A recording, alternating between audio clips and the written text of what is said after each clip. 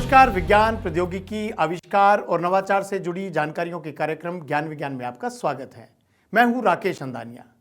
आज हम बात करेंगे संगीत चिकित्सा की। जानेंगे दक्षिणी अफ्रीका में मिले मानव के सबसे पुराने जीनोम के बारे में और बताएंगे मानव इतिहास में कैसे हुई माप तोल की शुरुआत। तो चलिए शुरू करते हैं ज्ञान विज्ञान का ये रोमांचक सफर। लोगों को आपने अक्सर कहते सुना होगा, क्या गाना है, सुनकर मजा आ गया, एकदम दिल छूने वाला है। ऐसा क्या होता है संगीत सुनने के बाद कि एक शांति और सुकून की अनुभूति होती है। यही नहीं, संगीत हमें बीमारियों से भी छुटकारा दिलाता है। आइए ज्ञान विज्ञान की इस रिपोर्ट में जानते हैं कैसे संगीत उपचार का काम करता है। संगीत हमेशा से हमारे मन मस्तिष्क पर एक प्रभाव छोड़ता रहा है। संगीत की धुन और उसके राग हमें अलग अलग मनोस्थिति में ले जाते हैं। अगर आप परेशान या थकान से चूर हों तो उस वक्त भी संगीत की मदद लेकर आप आराम करते हैं, जिससे मन तरोताज़ा हो जाता है। इसी क्वालिटी को देखते हुए आज के समय में इसका उपयोग उपचार और मरीजों को जल्दी से ठीक करने में किया जा रहा है। वैज्ञानिकों का मानना है कि दिमागी क्षति वाले कई लोग संगीत सुनकर और बजाकर बेहतर तरीके से चलते फिरते हैं, ज्यादा याद रख पाते हैं और बोलने में भी सक्षम होते हैं। संगीत का जादू मस्तिष्क पर अद्भुत प्रभाव डालता है। ये न केवल हमें शांत और सहज महसूस कराता है, बल्कि मस्तिष्क के लगभग हर हिस्से में इसे प्रोसेस किया जाता है। आज के समय में अलग अलग रोगों के लिए इसका इस्तेमाल किया जा रहा है और इसके कई अच्छे परिणाम भी आए हैं। ये उपचार का तरीका डिमेंशिया रोगियों के लिए काफी लाभकारी है। ऐसे ही एक संगीत चिकित्सक ने अल्जाइमर की अंतिम अवस्था से पीड़ित एक बुजुर्ग को 1 माह तक एक पुराना गाना बार बार सुनाया। 1 माह बाद उस व्यक्ति ने बोलने और गाने की कोशिश की। ऐसी ही एक रोचक घटना भारत की है। सिकंदराबाद के प्रसिद्ध संगीत चिकित्सक ने बताया कि राग कल्याणी सुनकर एक महिला रोगी न केवल सक्रिय हो गई, बल्कि उन्होंने खुद से गाना भी शुरू कर दिया और धीरे धीरे स्वस्थ होने लगी। संगीत चिकित्सा एक बढ़ता हुआ क्षेत्र है, जिसे भारत ही नहीं बल्कि पूरे विश्व में अपनाया जा रहा है। इस विधि में कुछ सावधानियां बरतने की जरूरत है। प्रत्येक व्यक्ति के केस का स्वतंत्र विश्लेषण किया जाना चाहिए। तर्कसंगत और व्यावहारिक दिशा निर्देश बनाए जाने चाहिए। वे पर कई दावे हैं कि डिमेंशिया में कुछ राग अन्य रागों से बेहतर हैं। इसका अभी कोई पुख्ता सबूत नहीं है। संगीत चिकित्सा व्यक्ति आधारित है और ये व्यक्ति विशिष्ट के मानसिक स्थिति पर निर्भर करती है। चिकित्सक को प्रत्येक रोगी की स्थिति को देखते हुए फैसला लेना चाहिए। वैज्ञानिक विकास के साथ ही मानव ने अपनी यानी मानव सभ्यता के विकास और इसमें आनुवंशिकी के योगदान पर भी अनुसंधान किया है।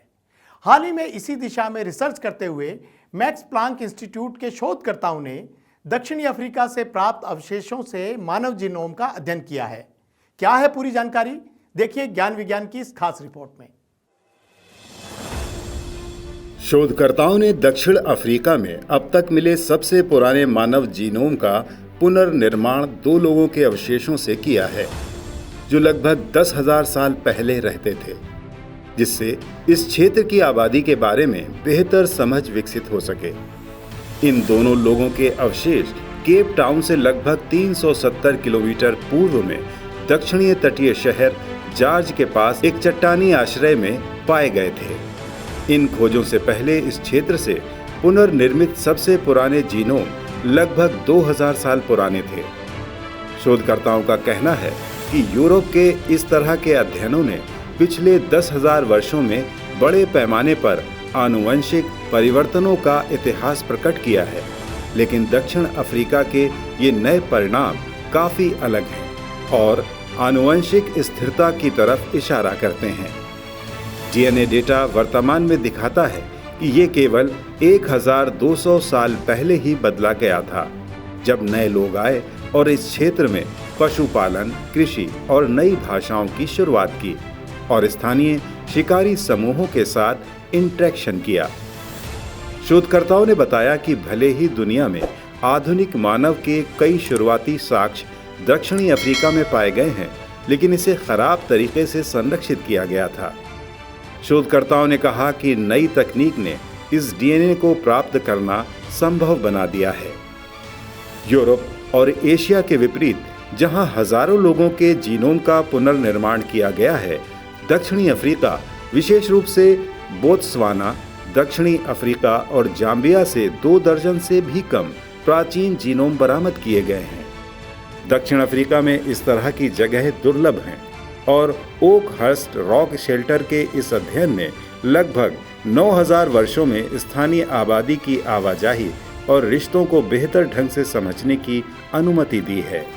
अध्ययन के एक अन्य लेखक बताते हैं कि डीएनए के खराब संरक्षण ने इसके विश्लेषण को मुश्किल बना दिया और सटीक परिणाम प्राप्त करने के लिए विभिन्न तकनीकों के साथ कई प्रयास आवश्यक थे।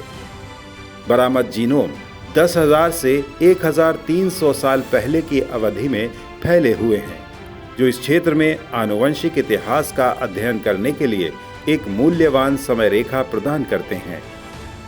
इस प्रकार का प्राचीन डीएनए अध्ययन निसंदेह मानव विकास और एक प्रजाति के रूप में इसकी बेहतर समझ में योगदान देगा।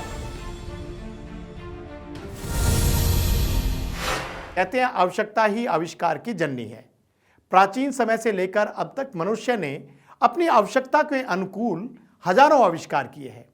आग की खोज से लेकर आर्टिफिशियल इंटेलिजेंस के आविष्कार तक का सफर मानव समाज के लिए काफी रोचक रहा है और इस सफर का एक महत्वपूर्ण आविष्कार रहा है वस्तुओं का भार, लंबाई और वॉल्यूम मापना। आइए आज के आविष्कार जिन्होंने दुनिया बदल दी सेगमेंट में जानते हैं माप तोल के सफर की कहानी। किसी भी भौतिक वस्तु के भार, लंबाई या परिमाण जानने के लिए आपको किसी न किसी स्टैंडर्ड की आवश्यकता होती है। व्यापार के साथ इस स्टैंडर्ड्स का सार्वभौमिक होना भी जरूरी रहा है, लेकिन ये तो तय है कि इनकी शुरुआत हर जगह अपने हिसाब से हुई होगी।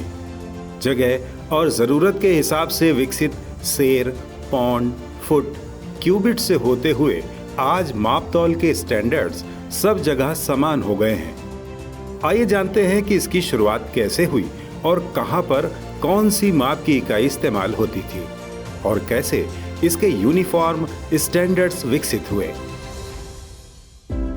वस्तुओं के मापन की शुरुआत लगभग 3000 से 4000 ईसा पूर्व से हुई थी।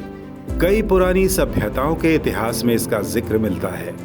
प्राचीन सभ्यताएं खेती, व्यापार और भवन निर्माण जैसे कार्यों में मापन पद्धति का प्रयोग करती थी। बेबीलोनिया और इजिप्शियन के रिकॉर्ड्स के अनुसार प्राचीन समय में लोग लंबाई मापने के लिए अपने हाथ या हथेली का इस्तेमाल करते थे। वहीं समय की पहचान के लिए वो सूर्य, चांद और अन्य ग्रहों की स्थिति पर निर्भर रहते थे। भार मापने के लिए हर जगह के अपने अलग अलग तरीके थे, लेकिन जैसे जैसे मानव समाज विकसित होने लगा, वैसे वैसे उन्होंने चीजों को मापने के अपने तरीकों में बदलाव लाने शुरू किए और उन्हें सार्वभौमिक यानी यूनिवर्सल किया गया।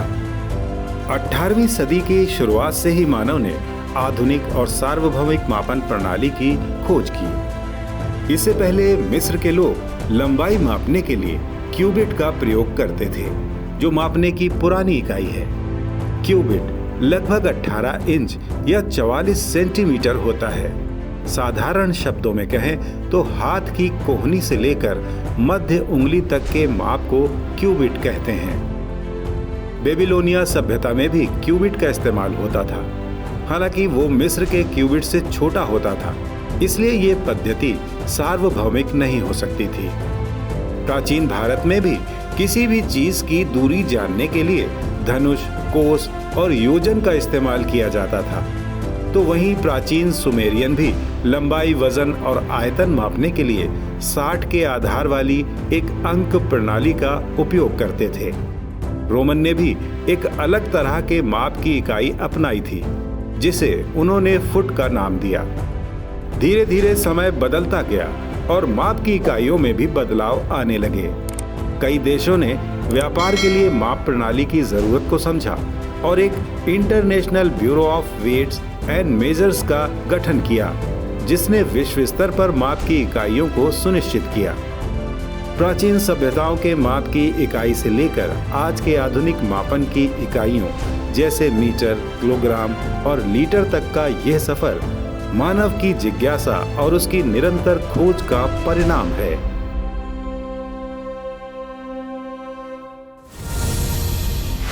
और इस वक्त विज्ञान जगत में क्या कुछ नया हो रहा है, जानने के लिए नजर डालते हैं विज्ञान जगत की ताजा गतिविधियों पर। चंद्रमा पृथ्वी का एकमात्र उपग्रह है जो पृथ्वी की परिक्रमा करता है। वैसे तो सौरमंडल के कई ग्रहों के पास एक से ज्यादा उपग्रह हैं, लेकिन हमारी पृथ्वी के पास एक ही प्राकृतिक उपग्रह है, चंद्रमा। जल्द ही एक ऐसी दुर्लभ खगोलीय घटना होने जा रही है जिसके बाद से लगभग 2 महीने तक के लिए पृथ्वी के पास भी एक नहीं बल्कि 2 उपग्रह होंगे जो उसकी परिक्रमा करेंगे। अमेरिकन एस्ट्रोनॉमिकल सोसाइटी के रिसर्च नोट्स में प्रकाशित एक अध्ययन से पता चला है कि एक छोटा एस्ट्रॉइड यानी क्षुद्र ग्रह जो पृथ्वी के ग्रेविटेशनल फोर्स में फंसकर लगभग 56 दिनों तक पृथ्वी की परिक्रमा करेगा। इस एस्ट्रॉइड का 7 अगस्त को नासा के एस्ट्रॉइड अलर्ट सिस्टम द्वारा पता चला। इसे 2024 PTS नाम दिया गया है।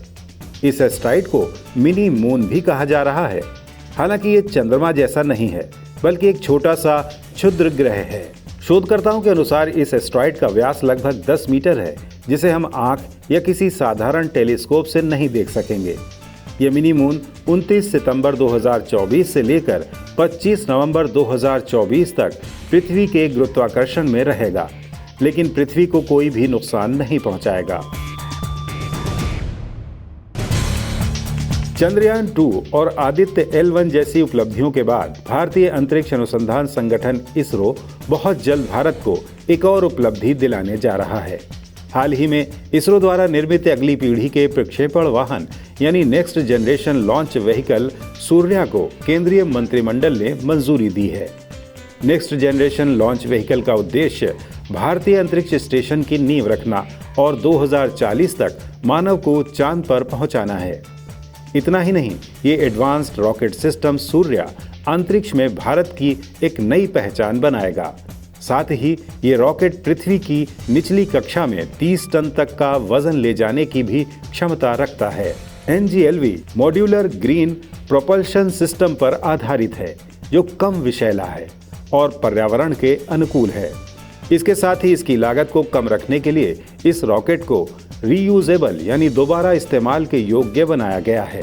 Next generation launch vehicle Bharat की अंतरिक्ष क्षमताओं को आगे बढ़ाने और आत्मनिर्भर भारत की दिशा में एक महत्वपूर्ण कदम है।